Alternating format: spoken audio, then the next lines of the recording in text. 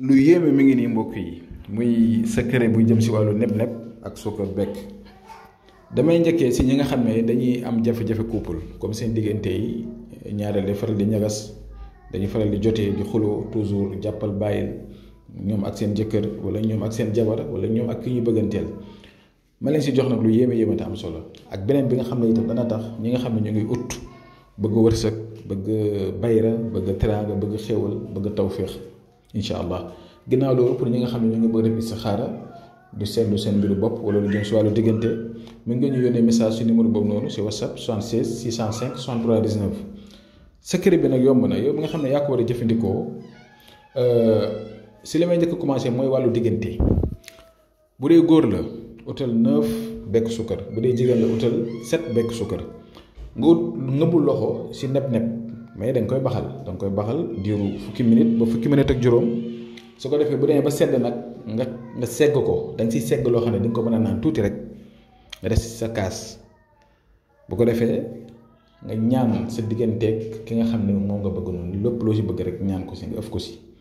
nga jël naan boo naanee pare lu si des nga galaxndi ko si bàyyi noonu dégg nga beneen ba mooy bu fekkee ne mën ngaa jëlaat tam li nga xam ne moom moo desoon li nga xam ne moo des bi nga baxalee ba naan si loolu jël ko nga def si benn butéel def si parfum bu amul alcool nga di si raay bu man ñetti fan boobu moom li mu lay dimbalee mooy si wàllu ubbeekaay si wàllu xéwal si wàllu teraanga si wàllu tawfeex ndax day raxas sa yaram ba mu set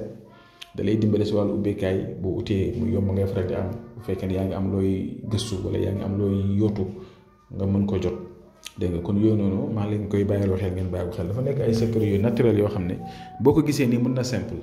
waaye nag njëriñam foo ko natt passé na ko kon yow ma déglu fexeel nga def ko xam naa ne dana nekk loo xam ne doo ko def di ko rëccu mukk waaw li ma leen wax si ñaari côté yëpp def leen ko te incha allah rabbi di ngeen si am lu kawe sa njort kon ñu ngi leen di ñaanal yéen ñëpp di ñaanal ñi nga xam ne ñaareel dañuy faral di sàkku ñaan si ñun di ñaanal ñëpp rek ku nekk soxla boo am yéen ko yàlla faj da leen faral di sangoo tam xorom di jël xorom di ko sangoo baax na wala ngeen sangu ndox géej ngeen di faral di bind Faatiha juróom-ñaari yoon ubbi mii mi def si seen tur